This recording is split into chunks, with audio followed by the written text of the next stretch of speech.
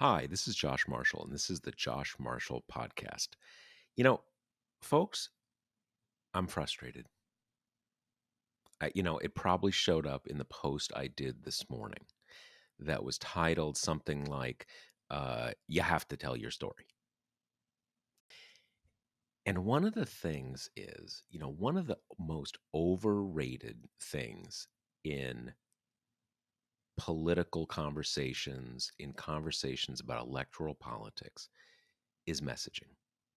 And why is that?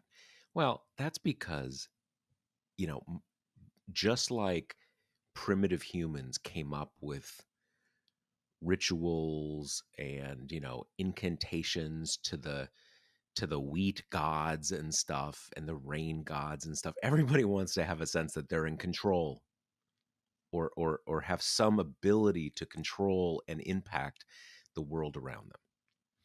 And in the primitive world of politics and thinking about politics, messaging often plays that role. Things aren't going great. Well, you're not getting your message out. Messaging should be better. You got to be tougher. You got to be this. You got to be that. And the reason it is often overrated is, again, we all want to think things are more in our control than they are. That's human nature. We all have, magical thinking. We do that thing. We're walking down the street and you don't want to step on the cracks in the sidewalk, right? We're all trying to have a sense of more control over the world that we're in. But having said this, the White House and Democrats really got to do a better job of messaging. It's really true, and I've just been really frustrated about it, and it's kind of been it's sort of been building up in me recently because look, this is not a great time for the Democratic Party. And when I say that, I don't mean like it's on its way out, or I mean, the polls are bad. It's kind of the winter of the Democrats' discontent right now. President Biden's like, 10 points underwater in the public approval. The things that are getting discussed tend to be right now things that Republicans want to talk about, things that hurt Democrats. But over the last few months, as Democrats went down this rabbit hole, which they're still only partly emerging from, of arguing amongst themselves over these two bills and kind of sort of forgetting about the dialogue with the country at large,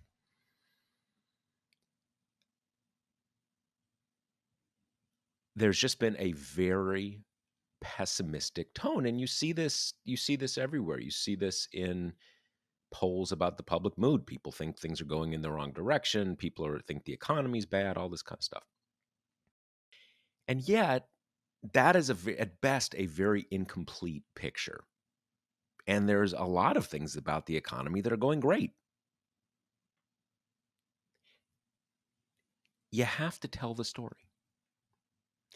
And you have to tell it not in a way that people like me tell things. You need to repeat simple things over and over and over again. A lot of us guffawed constantly when the old guy used to say in every public appearance everywhere, the lowest African American unemployment ever, the lowest Hispanic unemployment ever, Asian, blah blah blah blah. Now, as many of us said, that's just a permutation of the unemployment rate being low. It's going to be kind of low for everyone, in relative terms. And it also wasn't really anything that Donald Trump had done. And yet that message, through crazy comic repetition, I mean, it's one of the big things I remember from his presidency. And there's a lot of things about the economy that are like that right now. It doesn't change everything. We don't look back and say, oh, last couple of years, the Carter administration, well, better messaging might have, he'd be real. Well, it's not that simple. They're like fundamentals. But it really is an issue right now. And just this morning, at least when I saw it this morning, there's an article that in the I saw it in the Washington Post that basically says for the last 6 months, every month, the jobs numbers have been revised upward like a month later.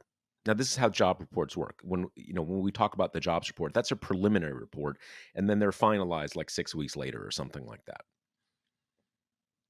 Every month for the last 6 months, that number has gone up. A lot of times dramatically over the last 4 months. Each month, it's been at least 100,000 more jobs. In August, the initial report was 250,000 jobs, and the revised was about 500,000 jobs. That's a big difference. And in this Post story, they said over the last 6 months, there's 625,000 additional jobs that the Bureau of Labor Statistics just missed. And the period over which they have been missing them is basically the period that President Biden's popularity has been going consistently down. Now, I don't think this is like a conspiracy on the part of the Bureau of Labor Statistics. I think what it is, and I'm pretty certain of this, is that COVID has just shaken everything up, that it has made it harder to collect the data, basically. But the key thing is, this is getting a lot of attention today, but it's not new information. These job revisions have been coming up each month. Just no one pays a lot of attention. That's like, that's fine print. No one that's not a headline. The White House has known about these things. Everybody who kind of follows these things knows about these things, but they haven't made it the center of the conversation. You got to tell your story. And, look, Democrats are really hoping that, like, wow, president's pretty unpopular right now, but, we got a year to the midterms. Hopefully this happens and that happens. And this is the nadir going to go, you think, oh, it can only go up from here. Well, obviously you can always go down further, but that's the hope. But, what is that old line? The that line, the kind of some people's, God helps those who help themselves. You have to get lucky. You got to do the legwork that gives you the chance to be lucky. You got to tell your own story. So we're going to talk today about this, uh, jobs reports revision, jobs reports mess up, something like that. We're also going to talk about, the big thing that Republicans are pushing and that is real, which is inflation, and a few other things. And we're going to talk about those with my co-host, Kate Riga. But before that, let me remind you that the Josh Marshall podcast brought to you by Grady's Cold Brew Iced Coffee. Do you like to start your day with a healthy blend of coffee and doom scrolling? Yeah, that's like my life at this point. Then you need coffee that gives you enough energy to fend off the wild horde of feral dweebs or whatever obstacles you face. It's a good copy here. A Grady's cold brew kit makes it easy to brew up super strong coffee concentrate. Of course, if you wake up feeling a little less than ready to battle your enemies, you can always add an extra splash of water or milk to tame the caffeine. With Grady's, every batch you brew has infinite possibilities. Ready to discover your perfect brew? Get 25% off at Grady'sColdBrew.com with promo code TPM. That's Grady'sColdBrew.com with promo code TPM. So, co-host Kate Riga, what is going on? Oh, so much, and yet so little. I was up on the hill yesterday. You can't sound so world weary. We're telling our own story here. It's We're funny trying though, to I turn the have to tide here a say, bit. I was up on the hill yesterday on the Senate side, and it was like one of the most kind of downtrodden I've ever heard the press corps. I think it was just this idea of like, most people who were there are covering reconciliation. And so it's just like, how do you kind of write iterative stories about this when it's, you know, this stop start process, and then it kind of goes into weeks long lulls with basically everyone saying like it's going to happen soon, or we're on track, we're at the second yard line kind of stuff, and everyone's just like, "Oh my gosh, this is an endless Groundhog Day."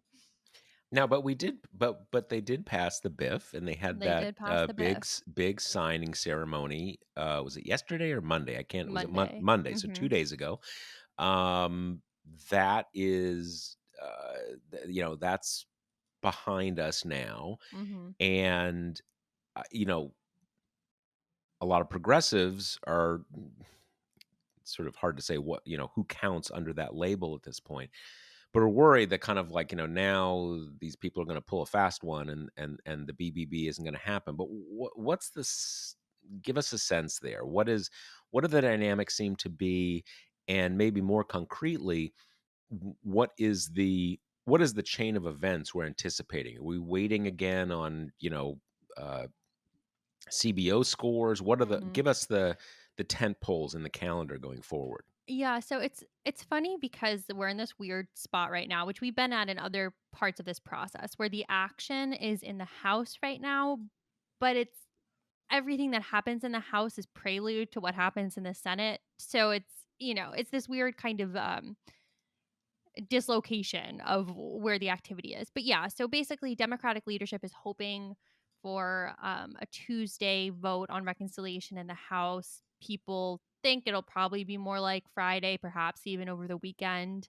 That's around the same time that a CBO score is expected to come out. And when you say Though, the weekend, you basically mean 10 days from now, not this weekend. no, I mean this weekend. Oh, We're okay. looking at Thursday, Friday, Saturday kind of timeline. Oh, got it. Okay. Sorry, my Yeah. mistake. My mistake. No, no, no. And right, with the CBO score, the fear there was that, moderates would freak out if the score showed that the bill was not fully paid for, or that some of the pay fors weren't as robust as others think they were. That, at least in the House, that doesn't really seem like it's going to be a problem. Reporters have been feeling out House moderates this week about, how are you going to react if it's not fully paid for? And the general response has been, you know, there can be differences of opinions, differences of estimates. I think I'm going to be okay with it. So it seems like it's going to be wrapped up fairly neatly in the House whenever they can kind of get all the procedural stuff together to pass it. Um, and then next week is Thanksgiving. So all of Congress will be on recess.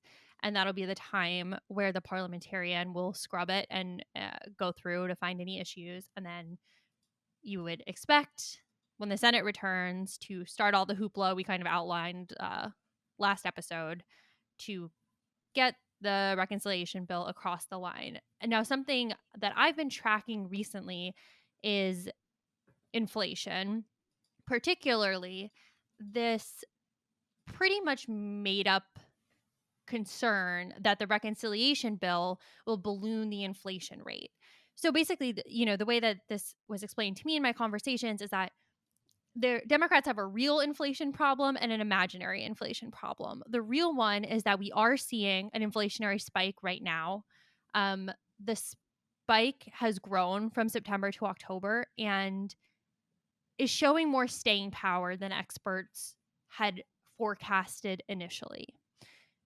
I talked to a bunch of economists about this. The most common theory that I heard was that this is kind of just a sign of how much economic power the COVID pandemic still has, in that during the pandemic there was a huge shift in consumer spending habits away from, face-to-face services like gyms, doctor's appointments, to durable goods, pants, sourdough starter kits, what have you. And that, combined with the fact that some other COVID factors like outbreaks have contributed to snarling up the supply lines, in addition to the fact that they're overburdened with this like really big shift that the supply hasn't caught up with.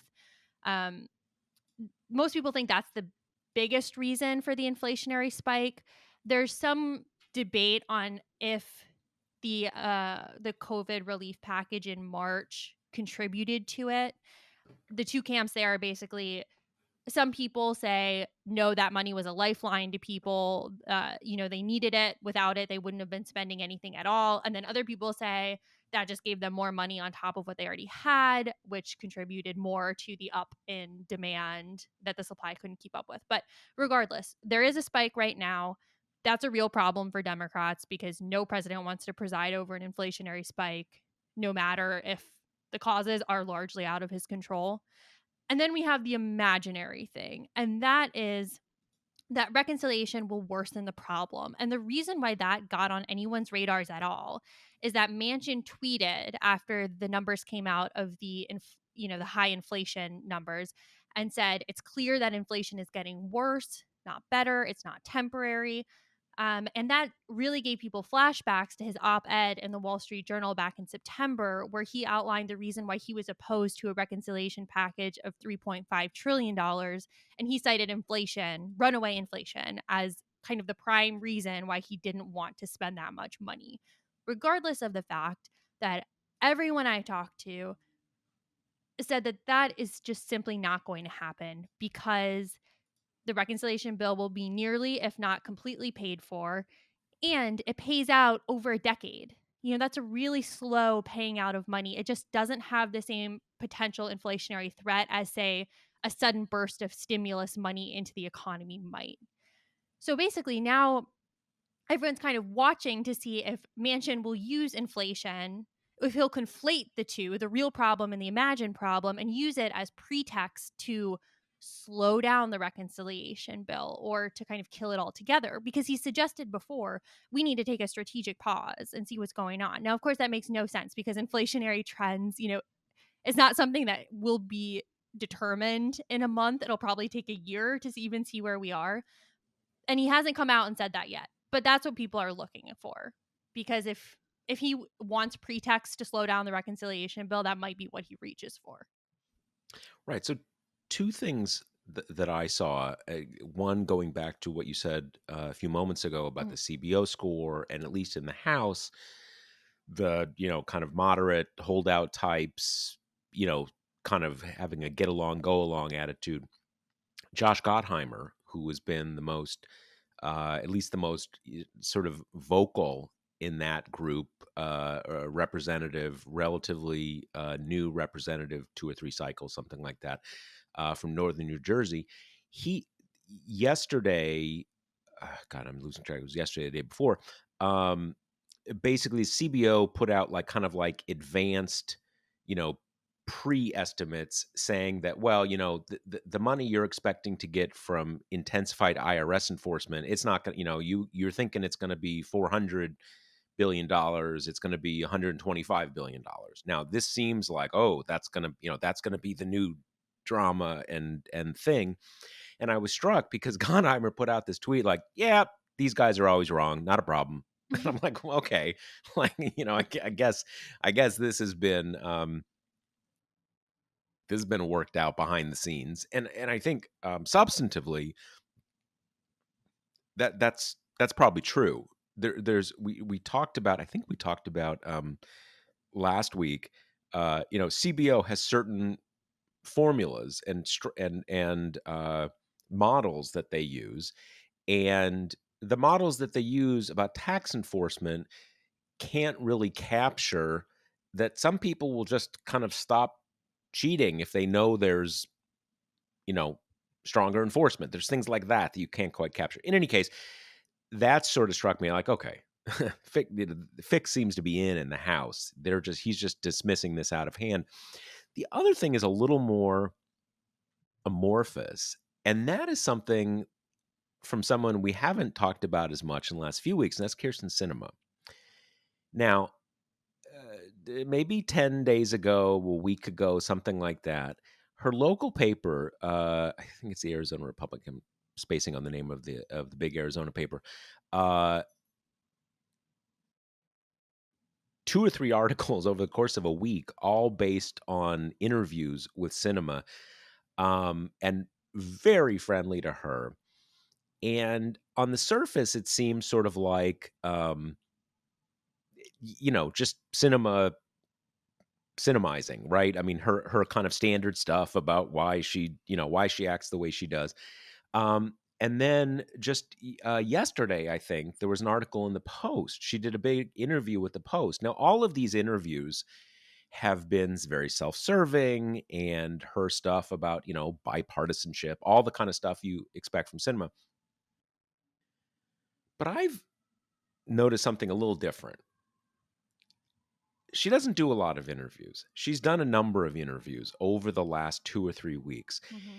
And if you put them together, despite their being very self-serving in the ways that you would expect, they all suggest to me a basic pivot on her part.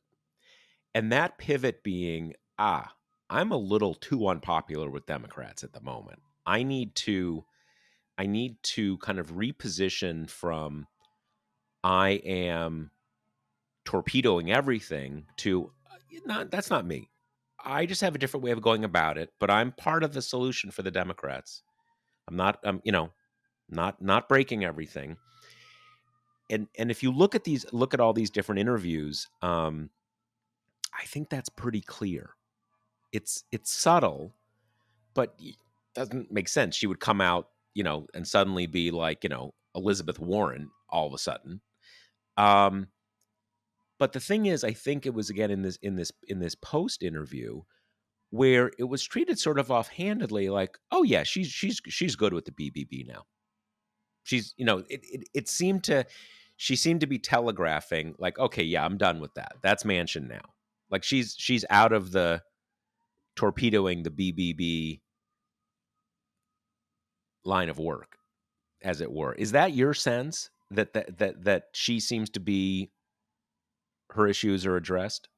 I agree with the definitely with the reposition. I think she also did an interview with Politico that was kind of similarly It's possible fluffy. I'm talking about the Politico one rather than the Post. That may be, I don't know if there's two or Yeah, one, but well, yeah. I've just been struck by the media availability in general because, like we've said, she doesn't answer hallway questions, which I do want to emphasize is very, very rare for lawmakers. Most of them kind of, even if they don't like it, acknowledge that it's part of the job.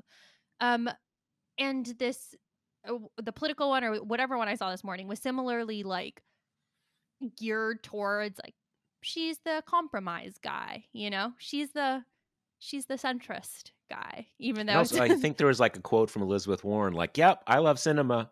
We yeah, well, I disagree, think but everyone loves but cinema but until it she's gets she's passed. yeah, exactly. But it was good press work. These things kind of all come together, and again, it was.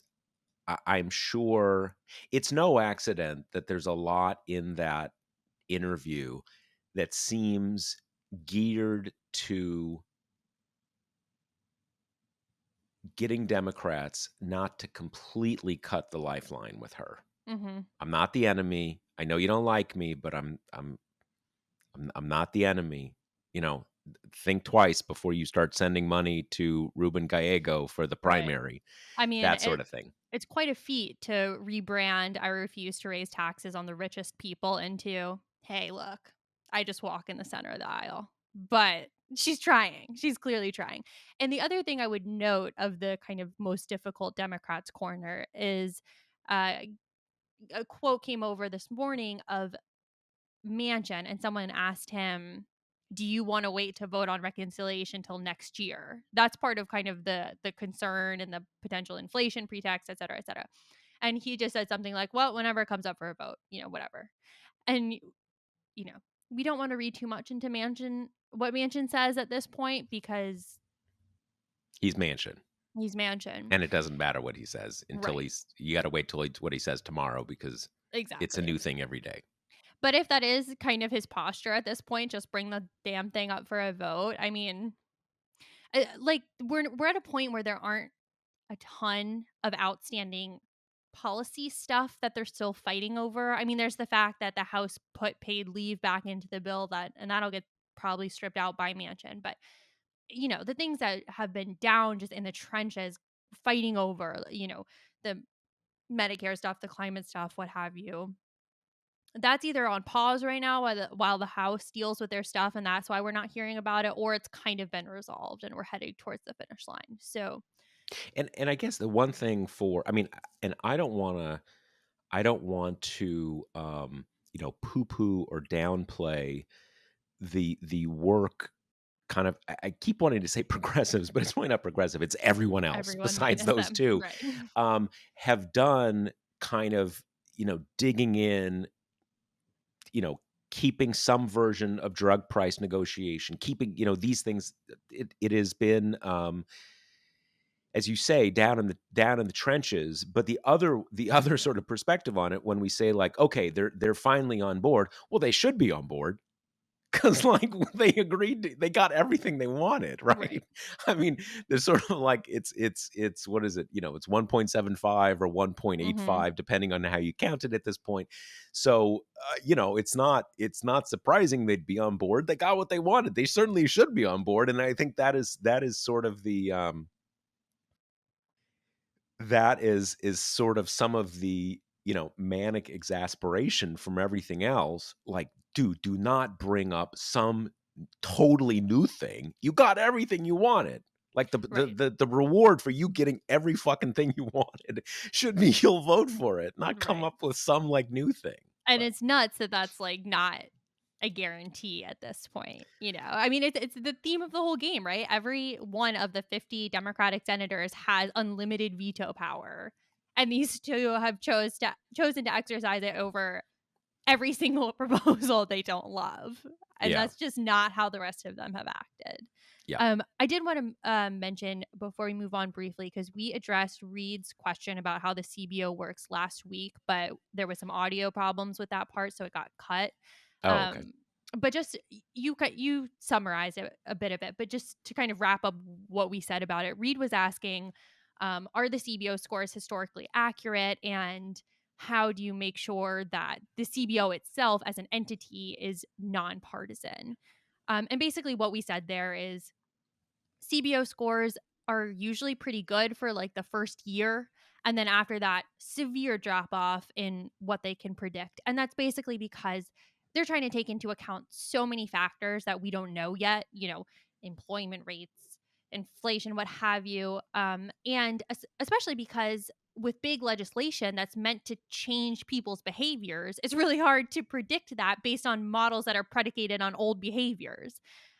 So they have all of that difficulty in their forecasting. The general kind of conclusion that I saw from researching this is the CBOs kind of know worse than anyone else who tries to do this forecasting. Yep, yep. And when it comes to their impartiality, the head of the CBO is chosen by a party, and it has a party affiliation, but they really are economists. They are generally, kind of technocrats. They're not these like dyed in the wool partisans. And the people who make up the CBO, which is in the neighborhood of, upper 200, 300 people, are all pretty much kind of like wonky expert types.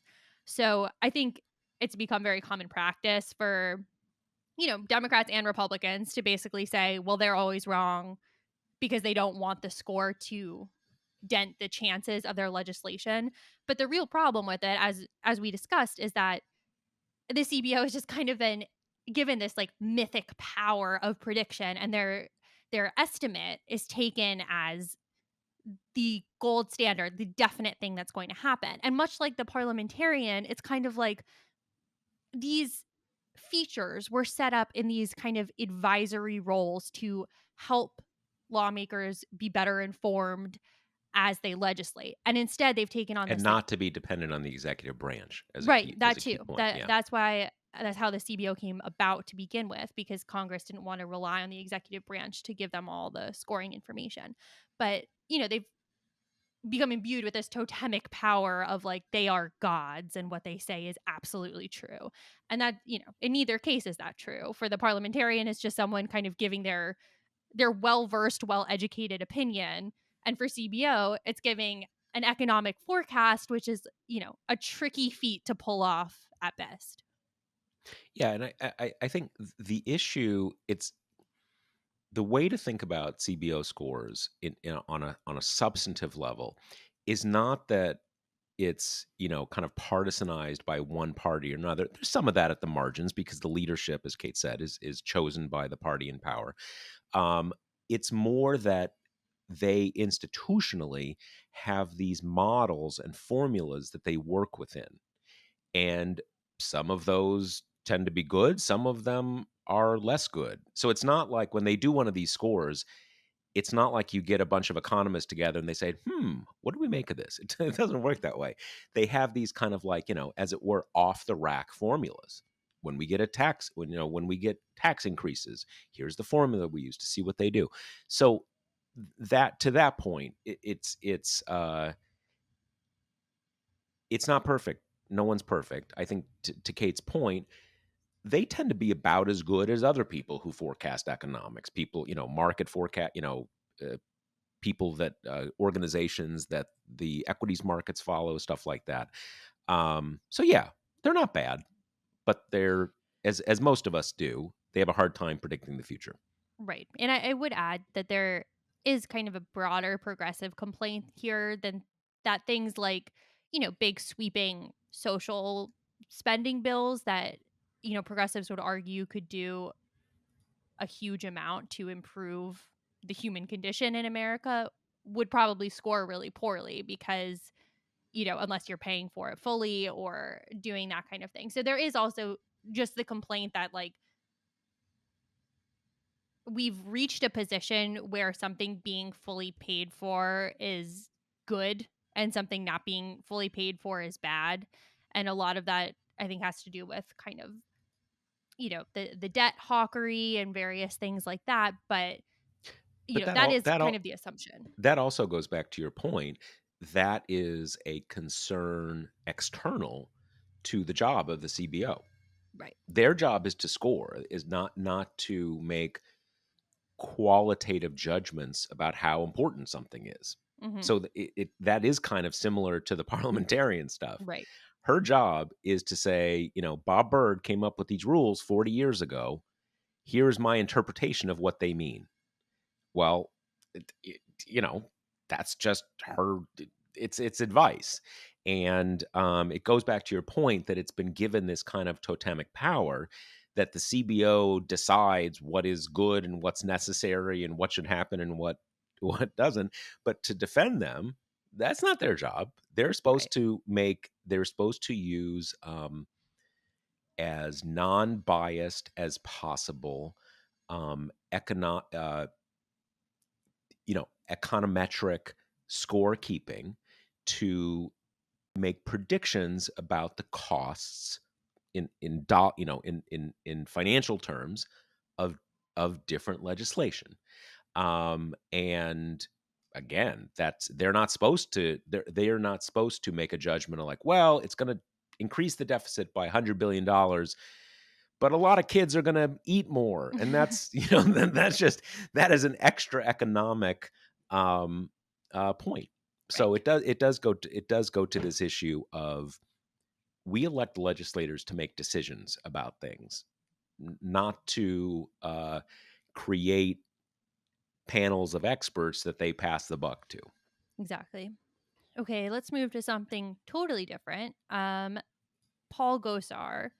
So I'm sure anyone who has any access to the internet saw this, but on Sunday, Gosar tweeted out and put on his Instagram a video that was it's like the intro sequence, I think, to a Japanese anime show that basically had Gosar's face was superimposed over this kind of sword wielding character who stabs this big monster character that has AOC's face on it in the neck, killing it. And then at the end of the video, the Gosar character raises his swords to Joe Biden's face, preparing to attack. And then the middle of that is just a kind of nuts progression of images of like immigrants crossing the Rio Grande, coming to the southern border. Some of it is blood splattered. It has words going across the screen like drugs, trafficking, gangs, money.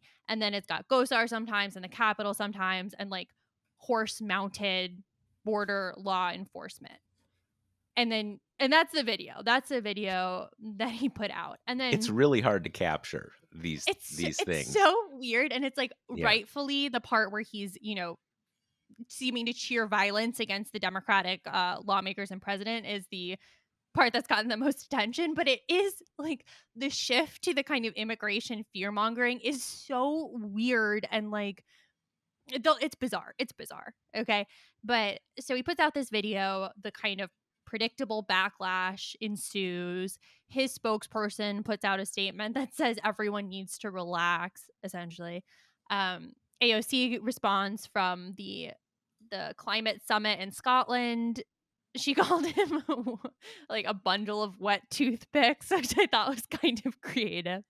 But made a very real and valid point of, McCarthy's not going to do anything. Institutions don't protect women of color. I mean, and for her particularly, she has been on the receiving end of this kind of stuff quite a bit, especially from, these right wingers in the House and then, that brand of their followers. So today, the House is going to vote on a resolution to Censure.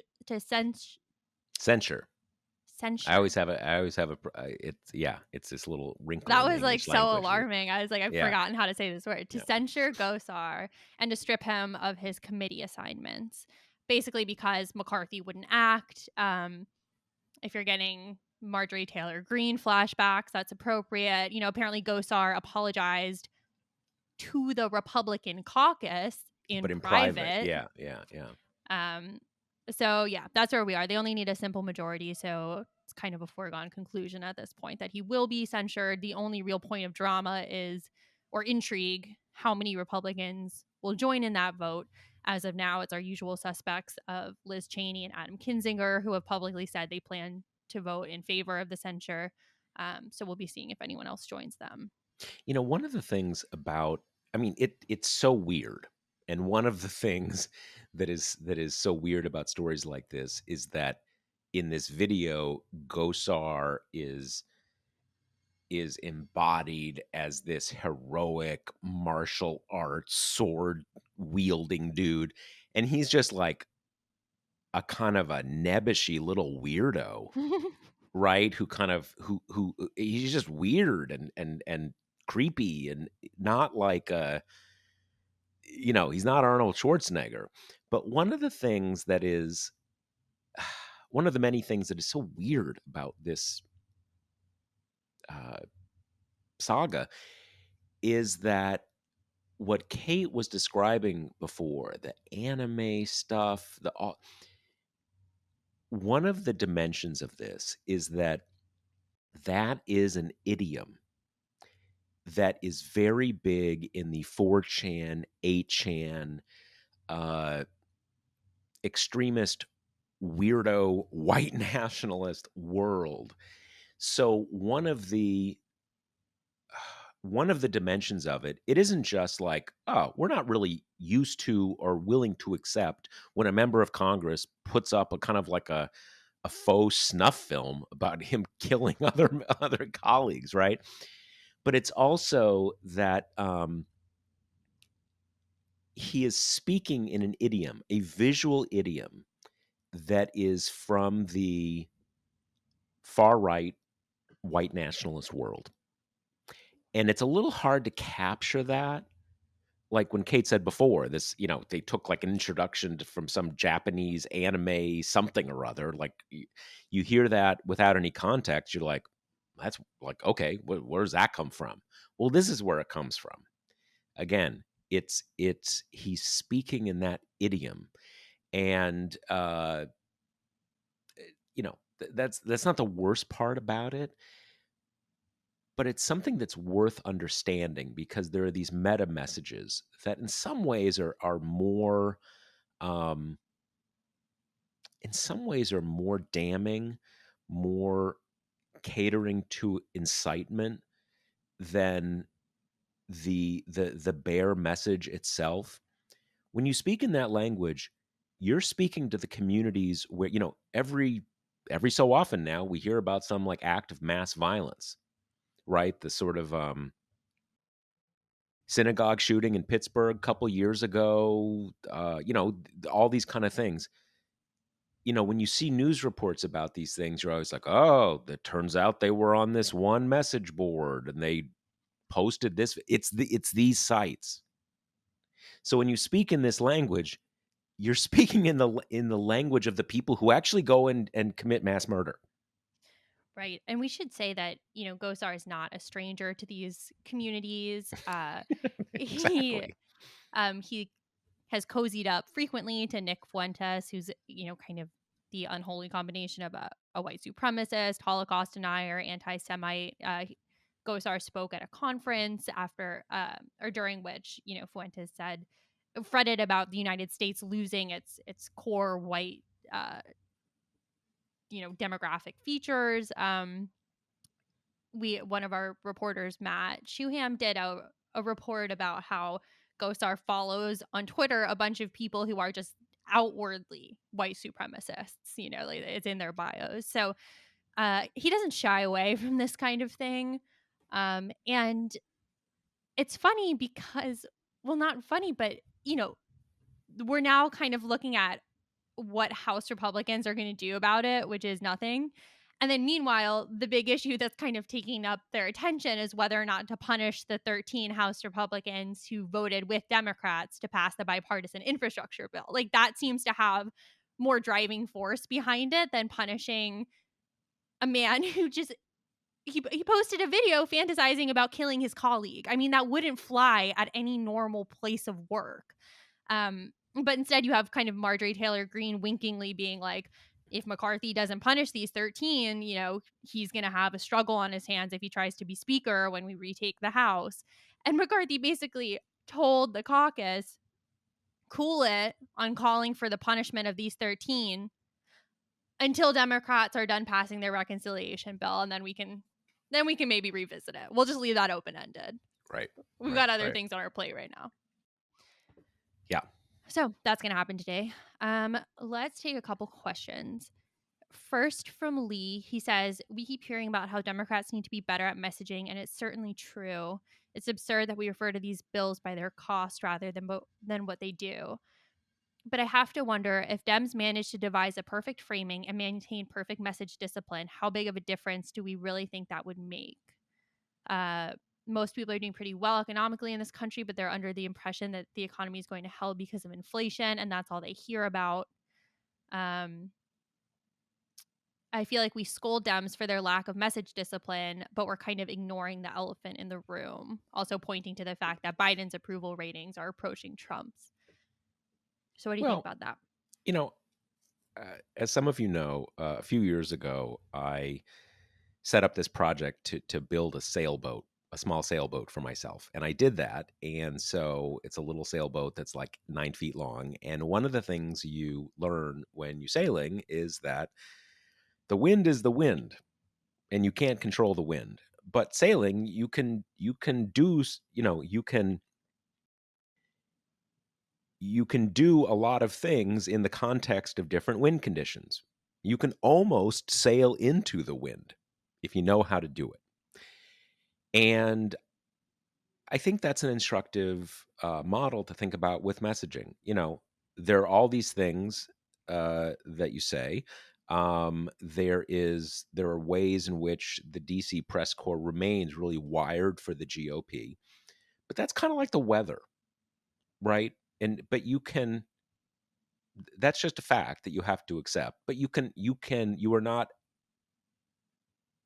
helpless in the face of it. There are a lot of things you can do, and so you can, again, it's not fair. It is what it is. But effective messaging can make a pretty big difference. Um, you know, is if there's a terrible storm outside, you're going to get a little wet. But if you bundle up and carry an umbrella, you're going to do a lot better than if you go out in normal clothes. This is also part of my segment called The Filibuster is the Root of All Problems, which is that Democrats, particularly here, have to figure out how to market a bill that has a bajillion stuff in it. they have to figure out how to kind of, assuming they pass reconciliation, how do you message each of these disparate parts that are kind of just all mashed together into this one big bill? And that's something that getting rid of the filibuster, I think, would have a huge effect on, because then you pass, the child tax credit by itself, and you campaign on that for a week. And then you pass one of the climate tax credits, and you campaign on that for a week, and then something else. And it's like, oh my God, so productive. It's like when you separate it all out, I mean, they would have new stuff to trumpet, stuff new enough that the press corps doesn't get bored of it and move on constantly. But because of the filibuster, and they're forced to do the entire agenda in one package, it kind of just gets boiled down to the stuff largely that people are fighting over. That becomes the only thing that gets covered. And then I've heard this so much from lawmakers who keep saying, you guys won't cover what's in the bill. Why won't you cover it? And it's like, okay, first of all, I personally have written many stories about things that dropped out of your stupid bill. So, watch it. But second of all, I mean, that's something you guys got to figure out how to do better. How to, there are totally media biases at play here. Absolutely. Media wants to write about conflict. And everything that's new is prioritized again above anything that's old, even if that old thing is still newsworthy.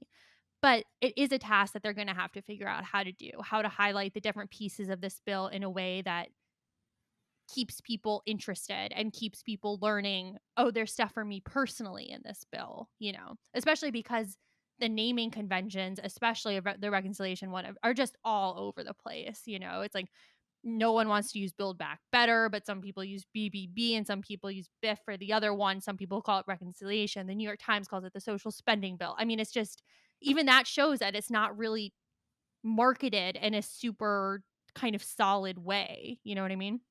I think, as is often the case in life, it's really important to hold two very true things in your mind at one time. One is that there are lots of structural, historical, coalitional reasons why these things are hard, Mm-hmm. and that it's not just that everybody's stupid.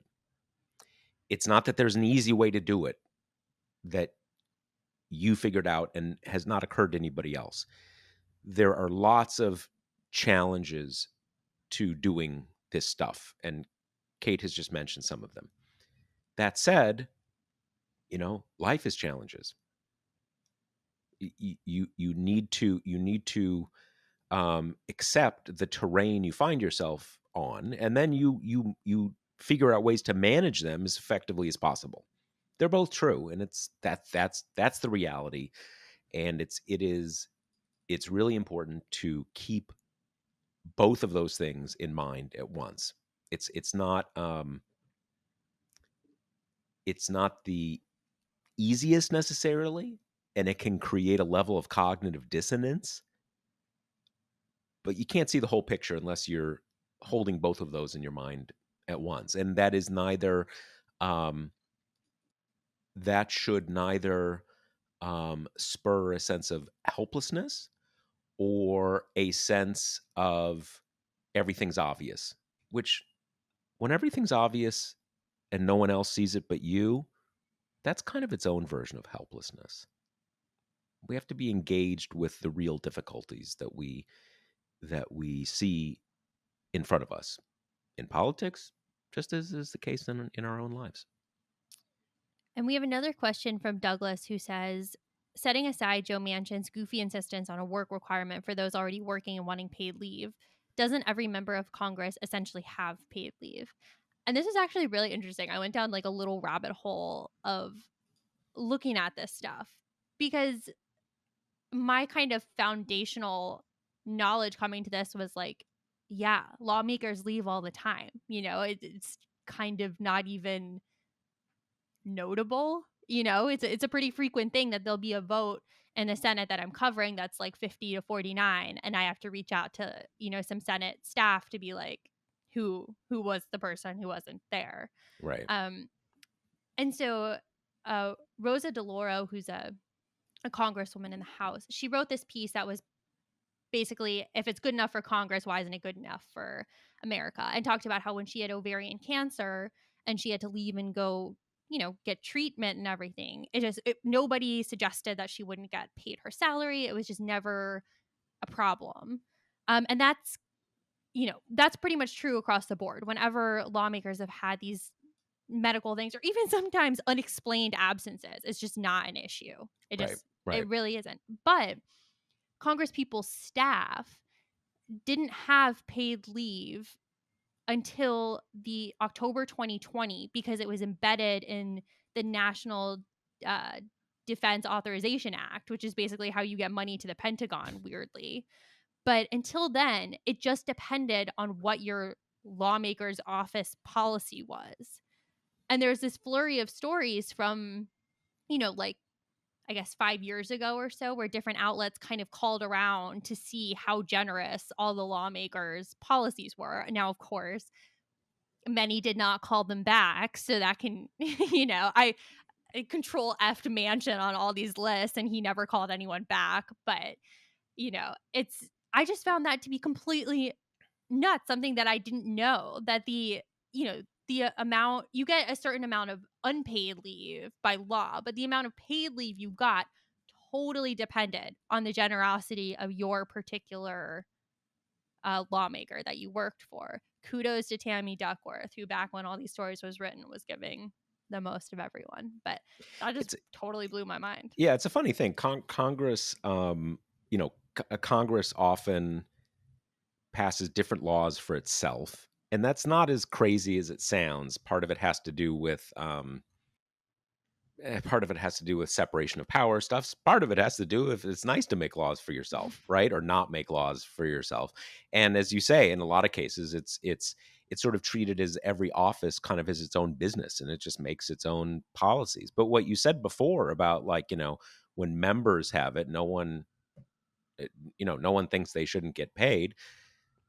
Some of that is just a different version of something we know broadly in society, which is that, of course, executives get paid leave, right? It's not even a matter of it's a policy. It's just sort of like a given. The top dog kind of their job, they are allowed to manage their lives in the context of their job. That's just part of, executive C-suite life, basically, and it's different for people who aren't the big cheese, right? So in a sense, it's almost, this isn't defending Congress, but it's almost like that is just another version of what we know from society at large. Right. Yeah, I think it hadn't fully struck me until I got Douglas's question, like how galling that is. The truth that, lawmakers can by and large do what they please, but they're kind of, we're all sitting watching, waiting to see if universal paid leave will be viable because of the whims of, well, one lawmaker who can pretty much hightail it back to West Virginia whenever he feels like it. It's funny you said that it was part of a defense authorization bill. Legislation has always been a weird thing. Things get stuck in different places to, there's horse trading and stuff like that. But it does seem like, I'm not sure whether this is, but it sounds like something that's another example of the sort of the brokenness of the institution. That we find out, like, oh, that got dealt with in a defense authorization bill. I suspect what that is that things like that normally happen because the defense authorization bill everybody's got to Mhm. vote for it. It has Mhm. to pass. So you kind of get it in there, and then it's a done deal. That's It's not that's not all something new under the sun. Legislation has always had dimensions like that, but there are a lot of aspects of brokenness in the current Congress. it's funny you should mention that because right smack at the start of this term, Carolyn Maloney of New York introduced her bill to codify 12 weeks of paid family leave for, congressional staffers. And checked how it's doing in bill check. It has not gotten past the point of being introduced. So I think that theory holds water. So was it in the defense authorization bill, was that just kind of as an administrative thing as opposed to making it law? Like, I'm trying to understand the difference Well, there. it this defense bill has to be re-upped every year. Oh, got it. So it's just kind of year by year Right. doing And she's it. trying to get it in a permanent state. Got it. Okay. Okay. So is that it? That's all we got? All right. Let me remind everybody, Josh Marshall Podcast brought to you by Grady's Cold Brew Iced Coffee. If you're ready to give it a swirl, get 25% off at Grady'sColdBrew.com with promo code TPM. That's Grady'sColdBrew.com with promo code TPM. All right. See you next Later. week. The Josh Marshall Podcast is hosted by me, TPM reporter Kate Riga, and TPM founder, editor-in-chief Josh Marshall. The show is produced by Jackie Wilhelm. Thanks to Why Not Jansfeld for our podcast theme song, and thanks to all our TPM members who make this possible. Rate and review us on Apple Podcasts, and subscribe wherever you listen.